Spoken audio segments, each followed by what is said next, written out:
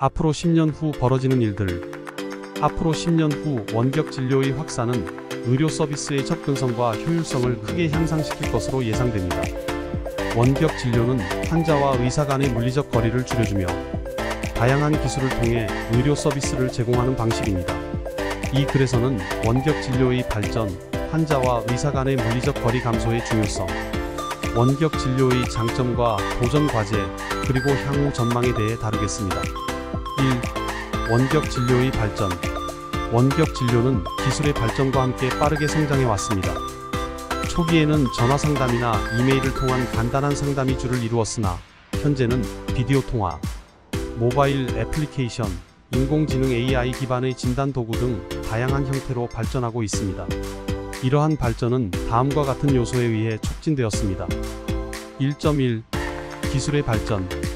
통신 기술 고속 인터넷과 모바일 네트워크의 발전은 원격 진료의 기반이 되는 통신 환경을 개선했습니다.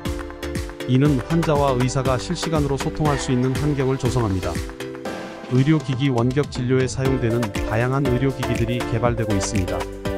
예를 들어 혈압계, 혈당 측정기, 심전도 모니터 등은 환자가 자택에서 자신의 건강 상태를 모니터링하고 이를 의사와 공유할 수 있게 해줍니다. 인공지능 AI 기술은 진단 및 치료 계획 수립에 도움을 주며 환자의 데이터를 분석하여 맞춤형 의료 서비스를 제공하는 데 기여하고 있습니다. 1.2. 팬데믹의 영향. COVID-19 팬데믹은 원격 진료의 필요성을 더욱 부각시켰습니다. 감염 위험을 줄이기 위해 많은 의료기관이 원격 진료를 도입하였고, 이는 환자와 의사 간의 물리적 거리를 줄이는 데 큰 역할을 했습니다. 팬데믹 이후 원격 진료는 일상적인 의료 서비스로 자리 잡게 되었습니다. 2. 환자와 의사 간의 물리적 거리 감소. 원격 진료의 가장 큰 장점 중 하나는 환자와 의사 간의 물리적 거리를 줄여준다는 점입니다. 이는 여러 가지 방식으로 환자에게 이점을 제공합니다. 2.1. 접근성 향상. 원격 진료는 지리적 제약을 극복할 수 있는 방법입니다. 특히 농촌 지역이나 의료 서비스가 부족한 지역에 거주하는 환자들은 원격 진료를 통해 전문 의료 서비스를 쉽게 이용할 수 있습니다. 이는 의료 불균형을 해소하는 데 기여할 수 있습니다. 2.2. 시간과 비용 절감. 환자는 병원에 가기 위해 소요되는 시간과 비용을 절감할 수 있습니다. 대기 시간 없이 즉시 의사와 상담할 수 있으며 이동에 따른 스트레스도 줄어듭니다. 이는 특히 만성 질환을 앓고 있는 환자에게 큰 장점이 됩니다. 2.3. 지속적인 관리. 원격 진료는 환자가 정기적으로 의사와 상담할 수 있는 기회를 제공합니다. 이는 만성 질환 관리에 있어 매우 중요합니다. 환자는 자신의 건강 상태를 지속적으로 모니터링하고 필요한 경우 즉시 의사와 상담할 수 있습니다. 3. 원격 진료의 장점. 원격 진료는 환자와 의사 모두에게 여러 가지 장점을 제공합니다. 3.1. 효율성. 원격 진료는 의료 서비스의 효율성을 높입니다. 의사는 여러 환자를 동시에 관리할 수 있으며 환자는 대기 시간을 최소화할 수 있습니다. 이는 의료 시스템의 전반적인 효율성을 향상시키는 데 기여합니다. 3.2. 환자 중심의 의료. 원격 진료는 환자의 편의성을 고려한 의료 서비스를 제공합니다. 환자는 자신의 일정에 맞춰 상담 시간을 조정할 수 있으며 자택에서 편안하게 진료를 받을 수 있습니다. 이는 환자의 만족도를 높이는 데 기여합니다. 3.3. 데이터 기반의 진료. 원격 진료는 환자의 건강 데이터를 실시간으로 수집하고 분석할 수 있는 기회를 제공합니다. 이는 의사가 보다 정확한 진단과 치료 계획을 수립하는 데 도움을 줍니다. 또한 환자는 자신의 건강 상태를 보다 잘 이해하고 관리할 수 있습니다.